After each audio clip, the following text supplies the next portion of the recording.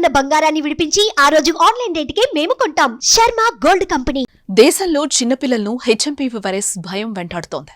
చైనాలో వెలిసిన ఈ మహమ్మారి భారతదేశంలో కూడా ప్రవేశించి ముద్దులోలికే పసివారిపై దాడి చేస్తోంది.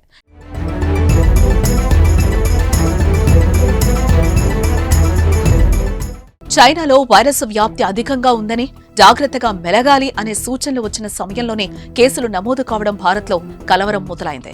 60 ఏళ్లు పైబడిన పెద్దలు, చిన్నపిల్లలు ఈ వైరస్ బారిన పడే ప్రమాదం ఎక్కువగా ఉందని నిపుణులు చెబుతున్నారు. ఇప్పటి వరకు దేశంలో వైరస్ సోకిన వారంతా నెలల పిల్లలే. హెచ్ఎంపీవీ సాధారణంగా ఆరోగ్యంగా ఉన్న 5 నుంచి 65 ఏళ్ల మధ్య వయసు వారిని ఏం చేయదు.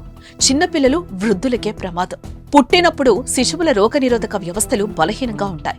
ఇన్ఫెక్షన్స్ తో పోరాటానికి తగినంత ప్రతిరోధకాలను ఉత్పత్తి చేయలేం. శిశువుల శ్వాసకోశం ఇప్పటికే సున్నితంగా ఉంటుంది. ఏ కారణాలతోనే వైరస్ వారిపై ప్రభావం చూపుతోంది. తేలికపాటి జ్వరం, దగ్గు, ముక్కు కారడం, శిశువులు రెస్పిరేటరీ డిస్టెన్స్ సిండ్రోమ్ లేదా బ్రోంకైటిస్ వంటి లక్షణాలను, విపరీతమైన దగ్గు, వేగవంతమైన శ్వాస వంటి లక్షణాలు కనిపిస్తున్నాయి. ఈ నేపథ్యంలోనే పిల్లల విషయంలో మాత్రం జాగ్రత్తలు తీసుకోవడం తప్పనిసరిని వైద్యులు హెచ్చరిస్తున్నారు.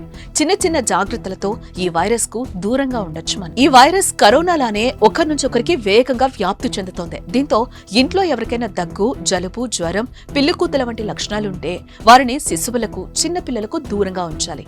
మీరైనా పిల్లలైనా వేరే గదిలో విడిగా ఉంచితే ఇంకా మంచిది. ఇంకా చేతులను శుభ్రంగా కడుక్కోకుండా శిశువులను ముట్టుకోకూడదు.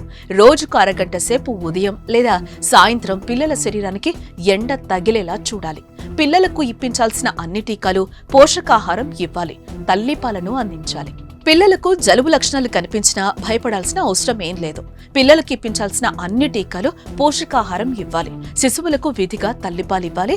పిల్లలకు జలుబు లక్షణాలు కనిపించినా భయపడాల్సిన అవసరం లేదు. అయితే శ్వాస వేగంగా తీసుకుంటున్నా, జ్వరం తీవ్రంగా ఉన్నా, పాలు తాగలేకపోతున్నా, ఆయాస పడుతున్నా, మరీ ఎక్కువగా దగ్గుతున్నా వైద్యులనైతే వెంటనే సంప్రదించాలి. అదేవిధంగా తీసుకోవాల్సిన జాగ్రత్తలను ప్రతి ఒక్కరూ పాటించాల్సిన అవసరం కూడా ఉంది. మాస్క్ ధరించాలి. చేతులు ఎప్పటికప్పుడు శుభ్రపరుచుకుంటూ ఉండాలి. వ్యాధిగ్రస్తుల నుంచి దూరంగా ఉంచాలి. అయితే ఈ వైరస్ అంత ప్రమాదకరమైందేం కాదని, ఎటువంటి ఆందోళన అవసరం లేదని వైద్యులు సూచిస్తున్నారు.